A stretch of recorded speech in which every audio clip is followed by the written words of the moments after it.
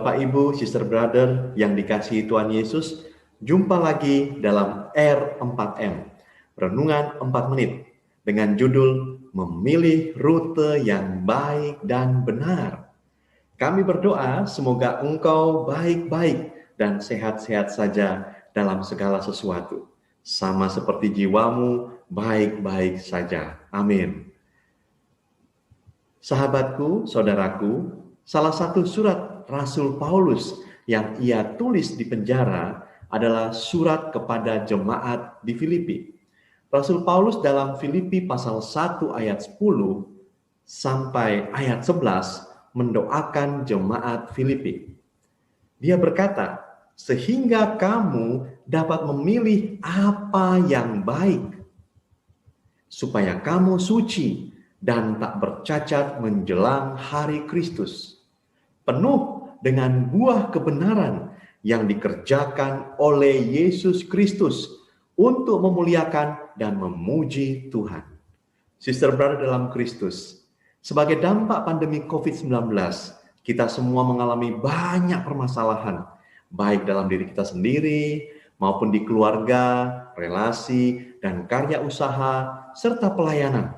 Sehingga kita sebagai anak-anak Tuhan Yesus senantiasa ditantang untuk memilih yang baik, suci, tak bercacat, dan berbuah kebenaran yang sungguh menguji iman kita.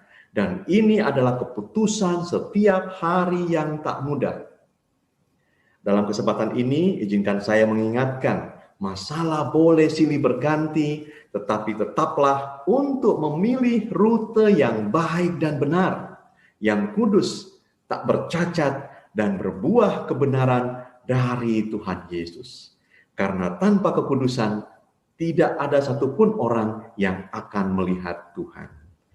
Sahabat R4M, seperti kisah Rasul Paulus, walaupun dimasukkan dalam penjara, seakan-akan tak dapat melayani dan mengalami masa penderitaan, tetapi dia tetap memilih rute untuk hidup dan dipimpin oleh hal yang baik, suci, tak bercacat, dan berbuah kebenaran dengan menulis surat Kristus kepada jemaat-jemaat, dan dia tidak terpengaruh oleh kondisinya saat itu. Ini adalah sesuatu yang tak masuk akal. Tetapi puji Tuhan, semua itu dikerjakan Kristus melalui Roh Kudus yang menuntun Rasul Paulus untuk senantiasa memilih rute yang berkenan kepada Tuhan Yesus. Begitupun dengan kita, anak-anaknya. Sikap yang kita pilih di masa pandemi, di masa tidak pasti ini sangat menentukan visi serta aksi kita dalam kehidupan kita selanjutnya. Bapak, Ibu, saudaraku, sahabat R4M yang dikasihi Tuhan Yesus, pilihan rute yang baik dan benar apa saja yang seharusnya kita pilih di masa yang menantang ini? Yang pertama, sama-sama kita mau memilih sikap kerendahan hati untuk tetap menyembah dan tinggal dalam hadirat Tuhan Yesus. Tidak peduli apa lembah masalah dan tantangan yang kita hadapi setiap hari, kita tetap belajar untuk rendah hati, berserah, setia, menyembah, taat kepada firman-Nya, dan memuji nama-Nya yang indah. Ini juga berarti kita senantiasa mengingat kebaikan Tuhan Yesus yang tidak pernah melupakan kita anak-anak-Nya. Kita selalu bersyukur atas apapun yang Tuhan berikan dalam hidup setiap kita. Yang kedua, mari memilih untuk menaruh kepercayaan kita bukan kepada kecerdasan dan perencanaan kita, tetapi menyerahkan segala cara kita kepada Tuhan Yesus dan mengizinkan Dia untuk mengarahkan langkah kita melalui Roh Kudus. Lalu apalagi Bapak Ibu? Yang ketiga, pilihlah untuk tidak menghabiskan waktu dengan mencari tahu tentang urusan orang lain, membandingkan diri dengan orang lain, sikap takut kalah, berbicara tentang kejelekan orang lain, menghitung kesalahan-kesalahan kita dan kesalahan orang lain, hidup dalam penyesalan, hidup tanpa visi, tanpa tujuan, dan tak lagi hidup berdampak positif.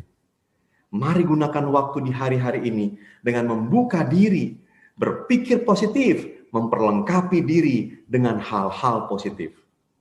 Lalu yang keempat, mari memilih tetap berjalan dalam terang, teruslah mengasihi, teruslah berfungsi positif. Hidup bermakna menjadi pelayan yang membangun, tidak melukai dan terluka, baik di atas panggung dan di belakang panggung.